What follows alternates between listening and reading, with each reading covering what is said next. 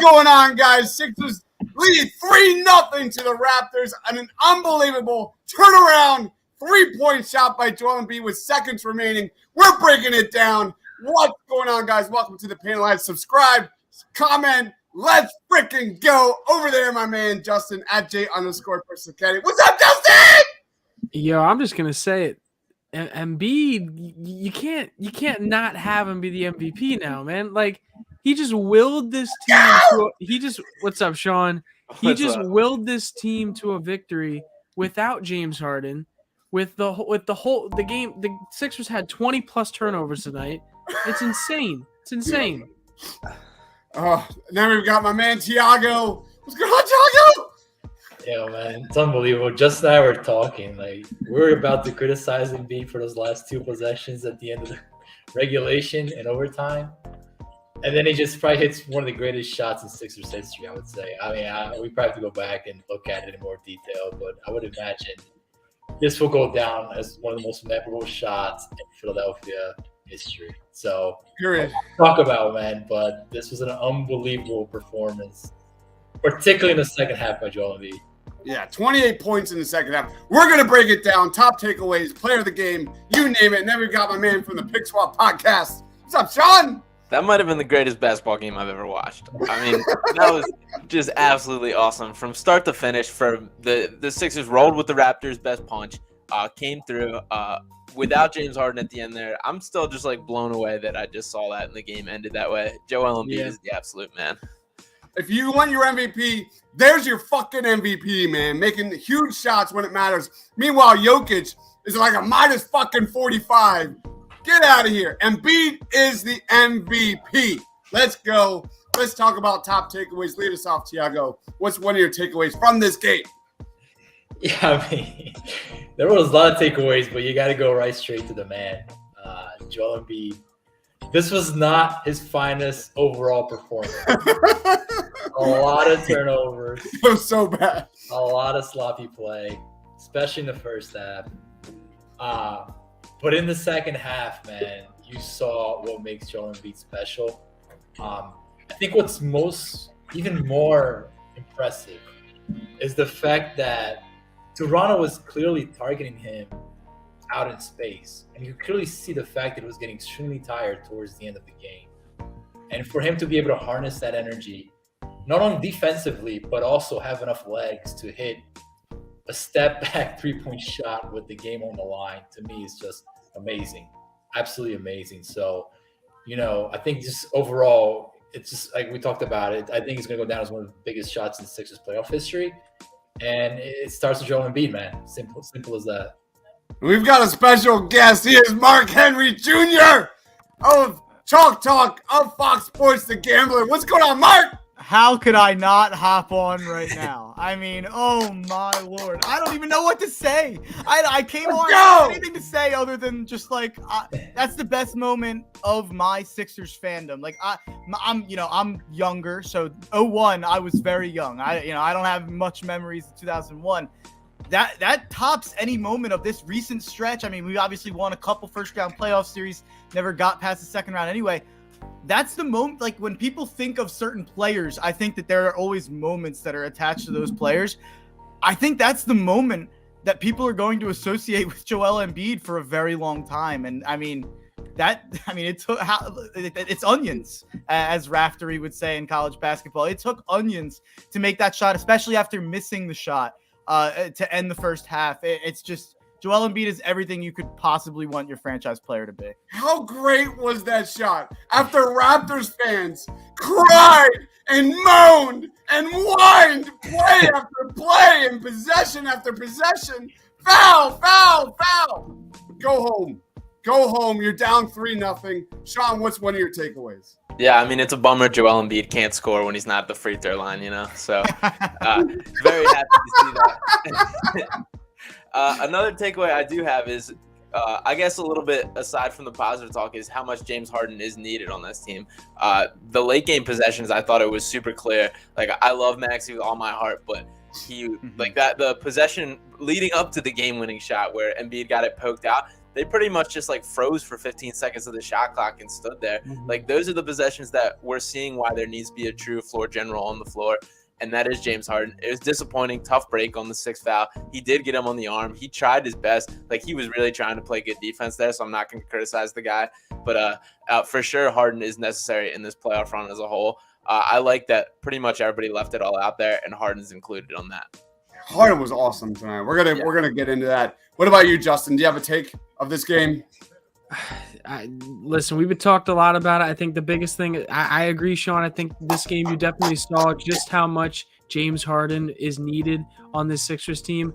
Another guy I want to give a shout out to is Tobias Harris, man. He came up in a lot of big moments tonight, taking it to the rim, hitting 3-pointers early in the game, and this Sixers team just rode it out. It was an ugly basketball game, back and forth, lots of foul calls, lots of missed shots. But in the end, the Sixers rode out the game, and they beat a Raptors team who really threw every single punch they could at them. So, to me, I know none of us thought this coming into the series, but this series is a wrap, guys. I think we all know this. Oh yeah, 100%.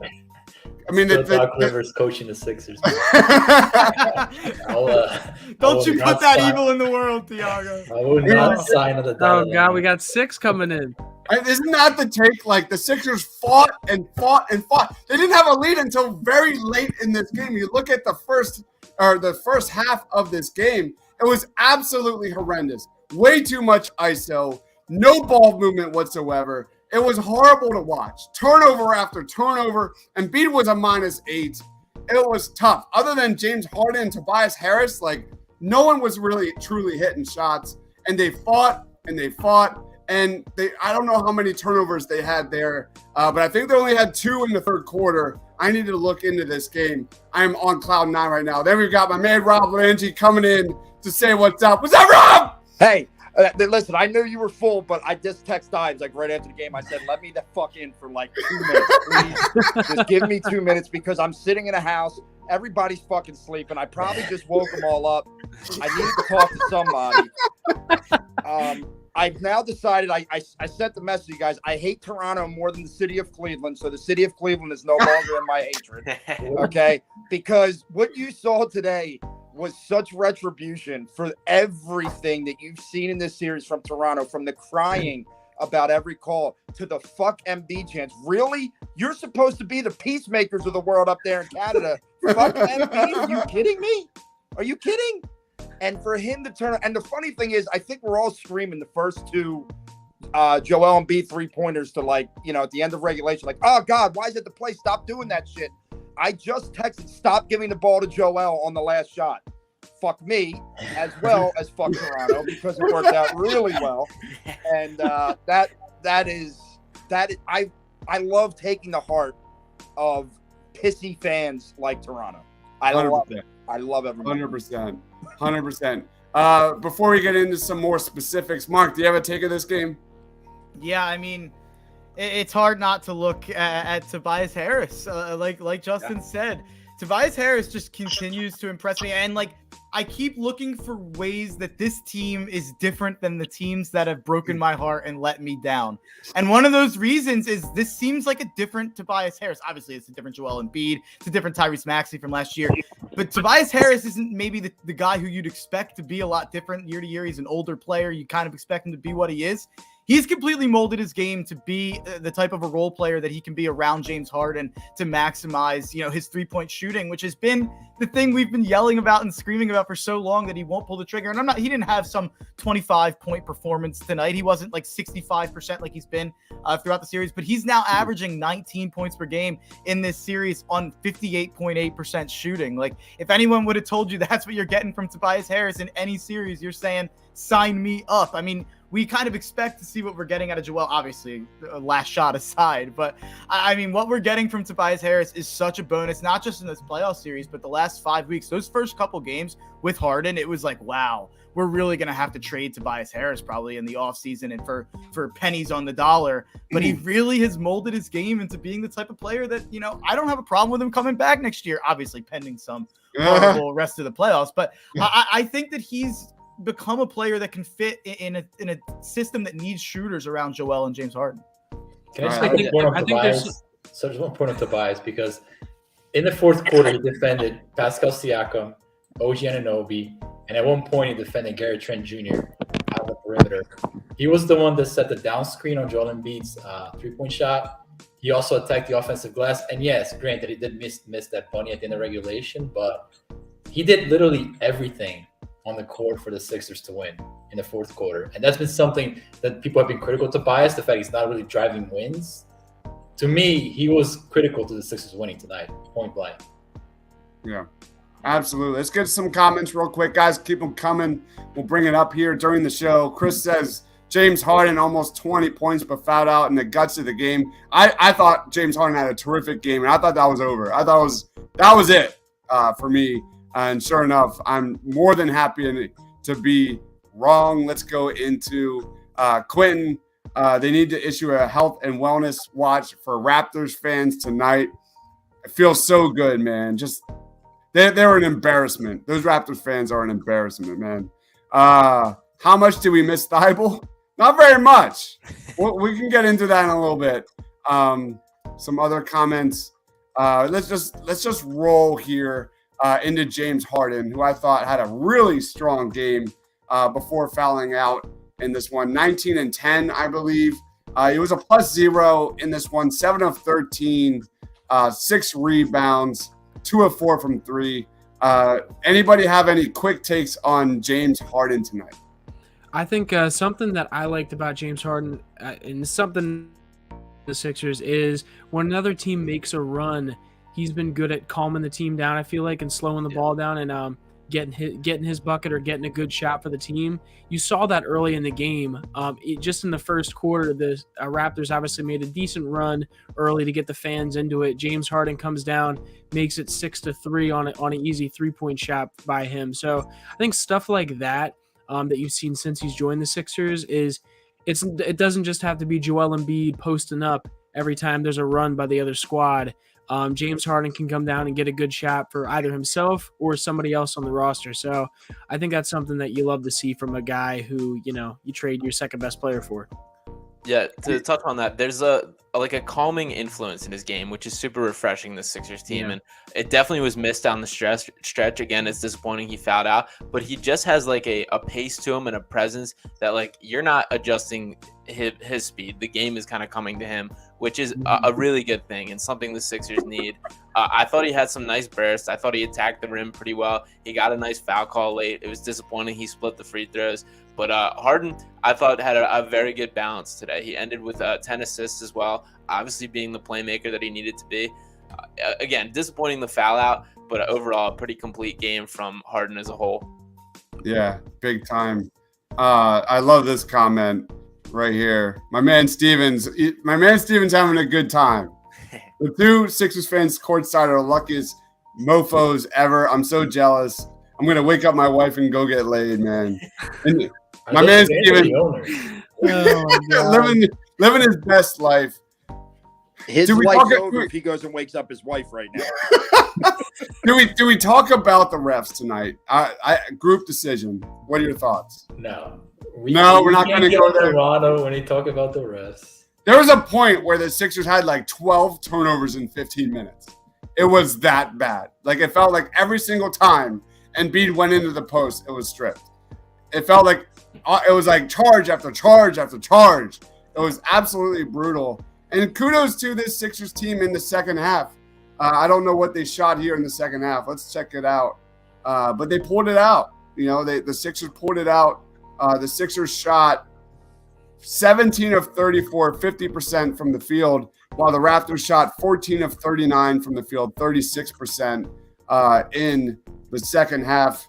What was it? 3-point shooting wise, Sixers shot 4 of 12 from 3, while the Raptors shot 4 of 17 from 3. And that's your difference. That's probably your difference right there, along with the Sixers cutting down the turnovers.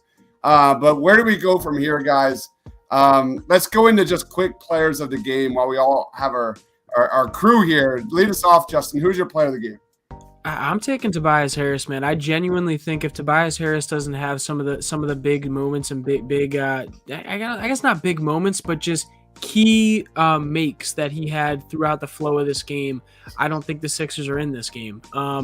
I just, as well as like you guys said, the versatility he brought on defense today, where maybe he wasn't getting a steal every play or getting some sort of stat sheet type of number, but he was standing in front of guys, making them take tough shots. And at the end of the day, that's what you need. That's what you need for in defense in the playoffs. Don't foul and make them take tough shots. So, like what I saw from him today. By the way, Tobias set that screen to free up Embiid for that shot as well. And he also got the steal earlier in OT, if I'm not mistaken, as well. Yep. Tobias Harris shooting 7 of 11. No. Yeah. 7 of 11 from 3 through 3 games. I don't understand how anybody would be over the moon about that guy. So he's been terrific. What about you, Mark? Do you have a player of the game?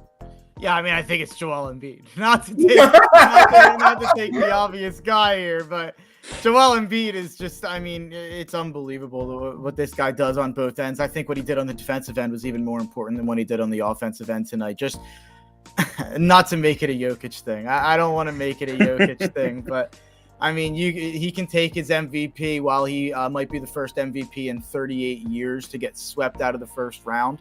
But we'll continue to try to win a championship. And I think that's the greatest moment of Joel Embiid's career. That's the greatest moment of this era of the process. I mean, that really is that's what Joel Embiid is, man. I mean, him having the balls to go and take that shot after missing that shot, not to be redundant and repeat the same thing, but it's just 12 of 20, 3 for 8, 33 and 13. And this is on a night where I felt like he played terrible in the first quarter. He didn't look engaged on offense, and he was turning the ball over. I think that for him to turn it around, especially that third quarter, I believe he had 18 points in the third quarter. What he was able to do in the third quarter, and then obviously down the stretch, I mean, he's the best player in the world right now, and I don't really think that there's much argument for that when he's playing that way. But I will just say one quick thing about the rest before I do get out of here. I will just say, I think, and people outside of Philly would probably want me crucified for saying this, I think James Harden gets one of the worst whistles I've ever seen. The fouls that he does get called are some of the they are very ticky-tack sometimes, and then he'll get clobbered and it's nothing. I don't understand. It feels like they're terrible at officiating him both ways. And then this is unusual, but tonight, some of those fouls they called against Harden to foul out Harden that was pretty questionable, especially the last one, which was a bailout with 2 seconds left on the shot clock, where it looked like Harden was trying to move out of the way to not get a foul call. That was weird. The way that Harden is officiated is incredibly confusing to me. Yeah. What about you, Tiago? Who's your player of the game? Yeah, I'm not going to repeat the same guys because I think the names are Tobias and Embiid. I just want to talk about Doc Rivers, and on a positive light, because as you guys know how to. Because Tiago knows how to talk about Doc in a bad light. But I think it's important to call out some of the good stuff and some of the bad stuff. So I thought that the Sixers to start the game had a terrible plan. The way that they beat Toronto early in the series was getting out, quick offense, and they started running offense again back through the poster and Embiid and Tobias. A lot of turnovers, invited double teams. And I thought that in the second half, they adjusted. So I thought that we took Embiid a little bit more outside the paint, ran more pick and rolls, got him out on the perimeter, made it harder on Toronto to attack him with double teams. And he also played more zone, which I thought it was another adjustment they did defensively. Toronto, man, I don't know how people look at Toronto offensively, smart basketball minds, the absolute smartest people that are out there. I never thought that Toronto could be a threat to the Sixers because they don't run anything coherent on offense. It's just Siakam isolations. They're not doing a lot of weak side motion or anything to that nature. So they're a very easy offense to defend if you just stay in front of them. And they're a terrible shooting offense. So I thought that going to that zone kind of switched up the rhythm of the game and got Philly back in the game. So I thought it was an overall net positive game for Doc Rivers. That started pretty poorly for Game 3. Yeah. What about you, Sean? I'll go a little outside the box and give mine to George Niang here. Nice. I thought the minivan came in. He played 23 minutes tonight. He had 9 points, knocked down 3 threes, had 2 boards. One of those rebounds was off the missed free throw from Achua at the end of the fourth quarter, which was a big play there. He stayed ready. He made up for the Matisse minutes tonight that were non-existent. And the most minutes he's seen in the playoffs. He tried his ass off defensively. It was pretty much exactly what you could have hoped for from Georges. He didn't get exposed in really any situations, which is the worry given kind of the athleticism difference between him and this pretty much entire Toronto team. So I thought he did his job, played within his role, and I think he deserves a credit for what he did. Nice. And he's been hitting from three for sure in this series. Modog says Embiid's comments after the game were telling, saying he didn't even want the ball in the first, and how Doc ripped him a bit at the half. Dave says, can we get a VORP update on Joel tonight? I'm going to need a VORP update at around like midnight tomorrow night when Jokic is down 3-0. I can't wait for that one. What about you, Rob? Who's your player of the game? So I'm going to get to that, but I do want to talk about Doc because you know that I'm one that thinks that there is – look, it's fair criticism a lot of the time with Doc, but I do think some of it gets overblown. Doc's wherewithal in that timeout with 0.9 of a second left on the shot clock, I mean, that's huge. Not a lot of coaches are going to do that because they're going to get caught up in the play, and they're not even going to think to do that. You saw that if Doc's ripping these guys at the half, that's called being a leader of men. That's stuff that Brett Brown couldn't do, right? We always talked about Brett Brown was maybe too nice to these guys. Doc doesn't buy into that. So that's that. Just because I want to do a different player. Tyrese Maxey is growing before our very eyes every game. And I know down the stretch, people were upset with the way he was handling the ball, but think about some of the big buckets in overtime. He starts overtime, driving past Van Fleet. He goes in, misses a layup, and then gets his own tap in like he's a 7-foot center at 6'2". He made big shots again tonight, a couple big threes. I mean, this kid is doing more than any of us ever could have imagined him in his first big minutes in a playoff series. And I don't like, as much as everybody that played tonight did something big for the team. Danny Green hitting some big threes. But Tyrese Maxey doing this after last year where we weren't sure why he wasn't playing. I love it. I just love seeing this kid flourish. And I don't know where the Sixers are without him either right now. I think it's fair to say about him as well is not only was it offensively, but defensively at the end of the game. He's really one of the big reasons why they were in this game at the end. He blocked Fred VanVleet, I think, twice, got like 2 or 3 key rebounds, it felt like, in the fourth quarter to push them into tying this game and end up eventually winning. You think he's working with Thibault because he had 3 of those come from behind blocks in this game? Oh, yeah, 100%. Yeah, they've talked about it in some of the post games that's kind of something that he has worked on, which is very cool. Yeah. Tommy says 20-something turnovers is terrible. I think they had 20 total in the first 2 games combined. Let's not be negative tonight. No, we're not. It's too much. What an amazing win. Maxey gave us our first lead to start overtime, was huge. Mark says Embiid game winner's a little redemption from Kawhi. I don't want to talk about that. Please don't give Danny Green the ball inside the 3-point line or the ball at the – no, that was Toby, right? He missed wide open. Well, Danny Green and Toby both missed it. Yeah. Well, Toby was assaulted, and people would have been arrested in like 40 states on that play. But, that's all right. We'll let it go. Greg says need aggressive Maxey back for game 4. We didn't see that one-man transition game of Maxey that we saw in games 1 and 2. Like Maxey rebound and go. We saw very little of that. And that was it's a little puzzling. I know the rebound war wasn't the best in game 3, but let me go.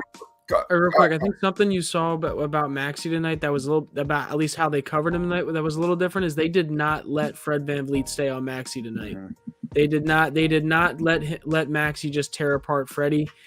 He was guarded mostly, I think, by OG and Siakam, at times Precious Achiuwa as well. So it's no surprise to me that Maxey had a harder time, being that he's not a big dude, obviously, and it's not like he has shown to be amazing at creating separation besides driving to the rim. So I don't think it was shocking after seeing how they were defending him. Yeah.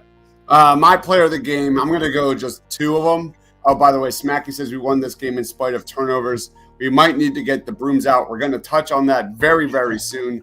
But James Harden and Joel Embiid in the second half were absolutely dynamic. Look at those stats here in the second half. I know Harden fouled out, but those 2 were everything and then some, especially in that third quarter, and they dominated, absolutely dominated. And that goes to Doc as well. That 100% goes to Doc. for cutting down on the ISO ball, cutting down on that hero ball. We saw a lot of in that first half, and we saw the two work a little bit more together in the second half. And I thought that was extremely, extremely great.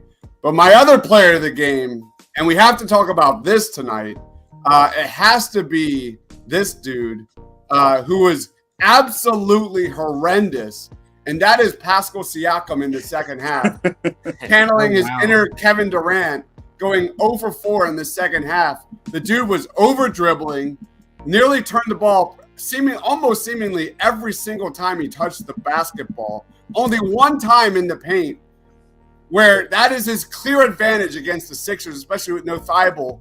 What are we doing here, Tiago? What are we learning what about Tiago said, though? Siakam? I think they're more concerned about showing to the world that Siakam is the next Kevin Durant than trying to win the series. Like, it makes no sense what they're doing offensively with Siakam. But Go ahead. Tiago, it's like what you said, though, right? Like, their major offense is ISO with Pascal Siakam. Well, you now see when Tobias Harris locks in on defense on him, when Joel Embiid gets on him with the length. I mean, Jesus Christ, George Niang even almost turned him over in the one possession in overtime. Like, there weren't, like you said, there weren't too much. They're not adjusting offensively at all. And part of it is probably they can't. I do believe missing Scotty Barnes is huge for them. I think he could be a glue guy for that team, and him not being there is really like OG and like they put a weird stat out tonight that like they're like 0-5 when Anunoby scores over 18 points or something. Like it's something ridiculous. Like, so if he's got to score all those points and your offense is an ISO for Siakam, I don't know how that's going to be successful for you. But like they can do more stuff. You can use Siakam like to screen and roll as a rim diver, working more off the ball. He's been proved as a playmaker throughout the year. There's no question. He was even a borderline all-star player, but like postseason is a different animal, man. It's just a different animal. Yeah. And what you're seeing is this guy's not ready for prime time, and Toronto refuses to adjust their game plan. They're going to go home in 4 games, and Siakam's going to shoot another 20% from the field. And Nick Nurse seems perfectly okay with that. So I don't get it. I thought they've done a terrible job. The only thing I'll say about that is that they did kind of give the ball to OG and Gary Trent Jr. a lot more at the end of the game. I think at the end they did give it to Siakam for that last possession offensively, if I'm not mistaken. If someone correct me if I'm wrong, but OG and Gary Trent Jr. definitely carried them through this game offensively. So I don't know if their offense is all ISO or if it is some sort of dribble handoff stuff with Gary Trent Jr. and OG. OG was even doing ISO though, so I guess I can't say that about OG's game. And this is the second half. Pascal Siakam was also 0 for 1 in overtime. Absolutely zero factor in the bulk, the meaningful minutes of this game. It's crazy. Absolutely crazy. Let's really quick break down what we think, where this series goes. Is it a sweep, Justin? Do the Sixers sweep the Raptors? Honestly, I don't think you can lose a game with the other team having 20-plus turnovers and not losing the sweep at this point. Like I like what else? Unless for some reason Embiid or somebody important is not going to be able to play in this next game, or someone gets injured, like how do you not like feel just like, wow, well that was our one chance to get this series pushed on our side momentum wise, because it really was. I don't see how you can get momentum back in the series after that. Yeah. What about you, Sean? Yeah. Are you in? Yeah, I am in. I mean, I really do think that was the Raptors. That was their heavyweight punch right there. They did everything that they do to the best of their abilities. They got offensive rebounds. They created turnovers. They wreaked havoc on the Sixers, and the Sixers still found a way to secure the win. Joel Embiid is talking his trash post game. There's a funny clip that just came out of him walking up to Drake after the game and said, no, we need that. Yeah. Where's that? All right, hold on. Send that to Dives. All right, send it to me. We're gonna watch that for sure. Okay. To be fair, while we're trying to get that together, I will say this is me saying it's gonna be a sweep is not saying it's going to be easy. I'm not saying the Raptors are just gonna fall over and let you beat them, but I will say I would be shocked at this point if they do not win. Yeah, that's it. Wasn't that the feeling though? Like Quentin says, Toronto's gonna quit early here. Like the feeling was the Sixers had at one point had 12 turnovers in 50 minutes. It was like, as bad as that first half was, miraculously, like they were only down 10 after the first half. Yeah. Like That was it, right? Like that was like as an objective fan, the Sixers were playing horrible, but it was still a game. Yeah. One thing, star power. Yeah. You have star power, you can overcome 29 turnovers. When you're the Toronto Raptors, you can't overcome anything. No. Because you're a Toronto Raptors. So. Yeah, there was a point in that game where it was just kind of like Harden and Embiid are the two best players on the court, and they're proving it. They kind of just hit their stride. And for Embiid specifically, deserves a ton of credit for turning that around. Like, he really just did not have it going whatsoever in the first half. He had the 5 points. He was coughing the ball up over the place, and he just found a way to turn it around. All right, here we go. Let's see what I haven't seen this yet. Really excited. Hold on. As soon as I get to here. There we go.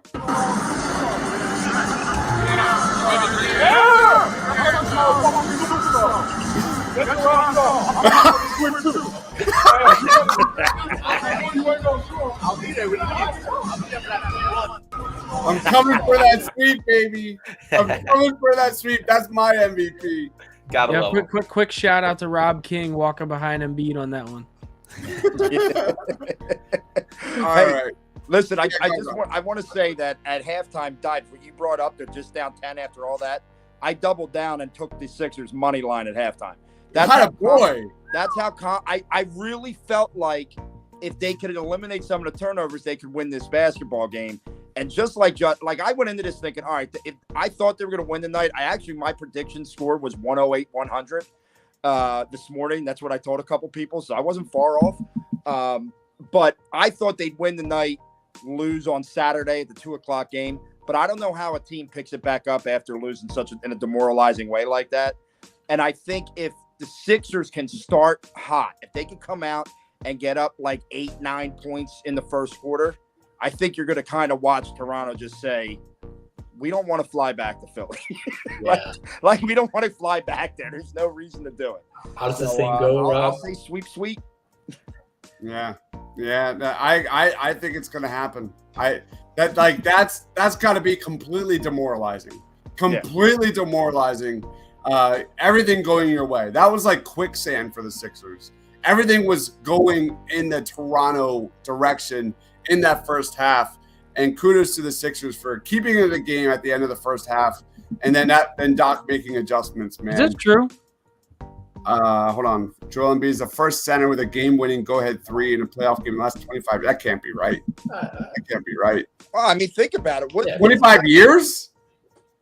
What center would have don't been shoot threes 20 years ago? Shaq? A 3? Oh, a 3. I didn't see the 3 part of that. I don't think Shaq was hitting a 3. I mean, interesting. I'm trying to I don't think of- know. I don't know who was around 25 years ago, if I'm honest, but like, was Karl Malone there? No, yeah, but he was a power forward. He doesn't. Center.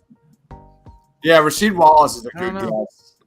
Yeah, but Wallace. once again, Wallace was playing power forward. Ben Wallace was the center.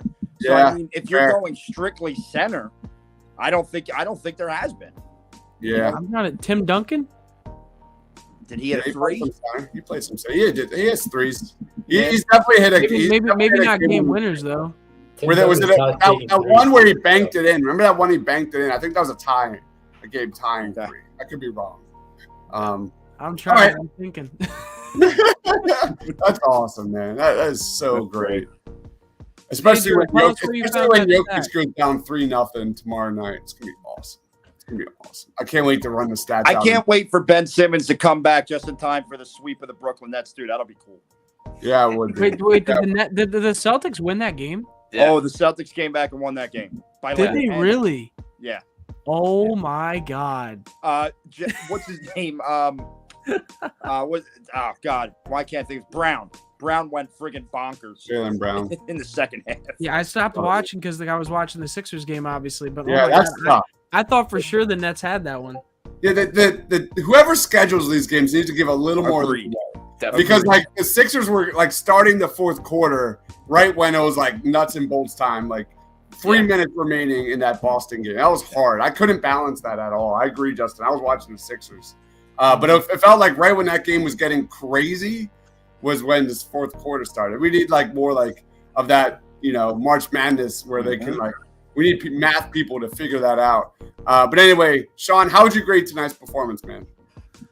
Oh, that's tough. The overall performance as a whole, probably I'm gonna give it like a C+ effort. They did a lot of bad things, especially at the beginning of this game. But how I'm feeling right now is straight A+. I'm still sitting on cloud nine. The fact that they managed to win that game, so it's a weird kind of feeling after. But I am incredibly happy with how that game went. Sean's like objective journalism. What does that mean?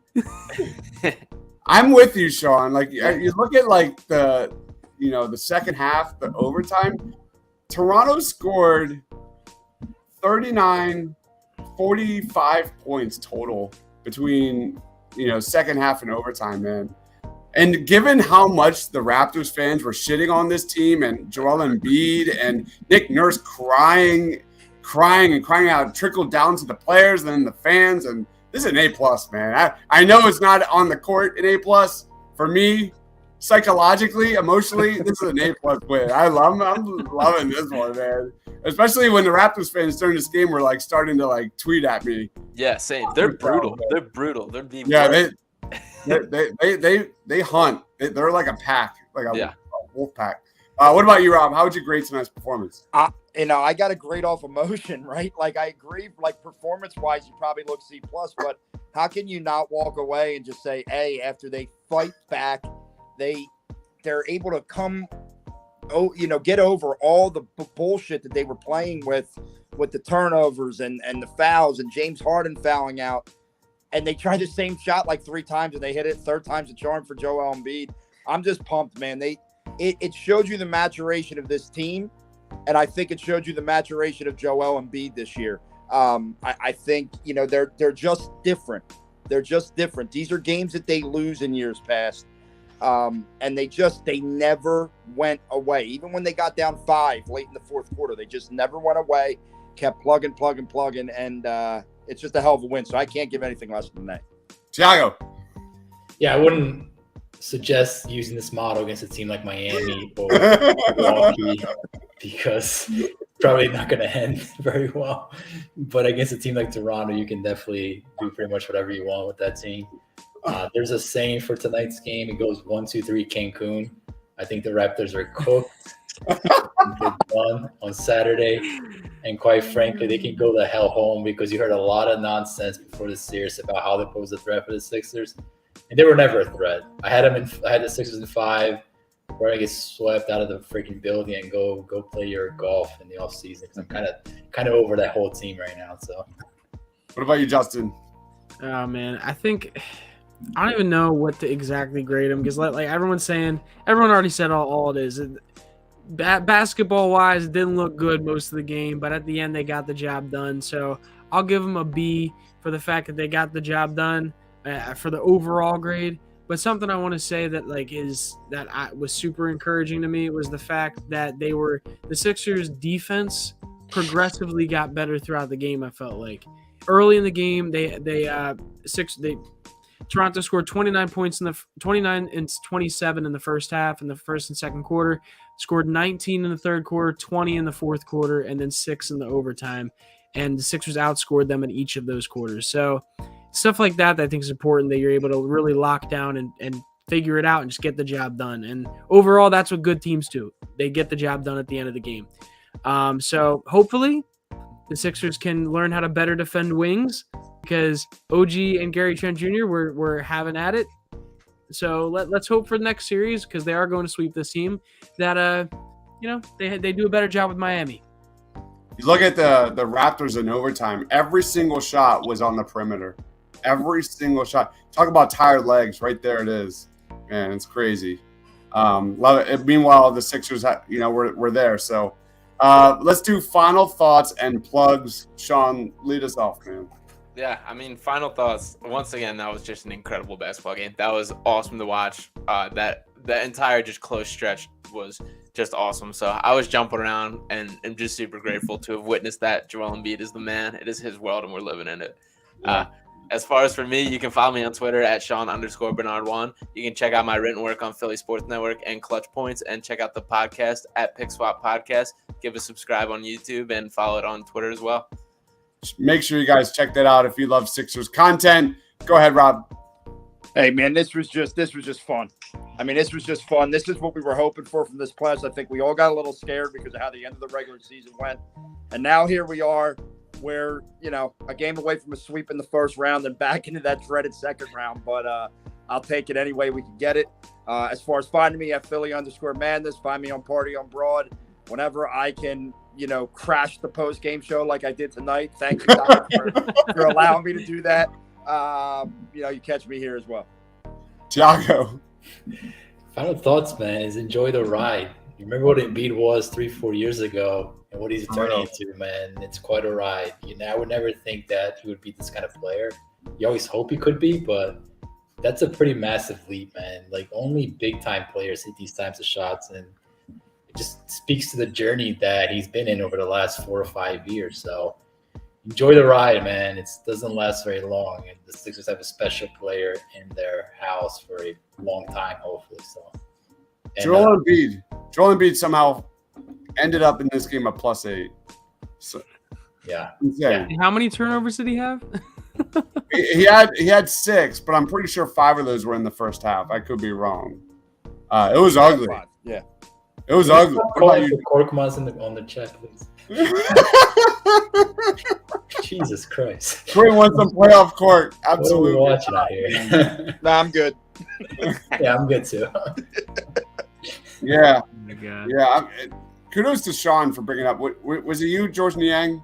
Yeah. Who brought up? Yeah, George Niang. 22 minutes tonight. Yeah. I did want to talk. I did want to talk about that a little bit just before we. I guess final thought for me. I think I was a little surprised. I don't know if you guys were that.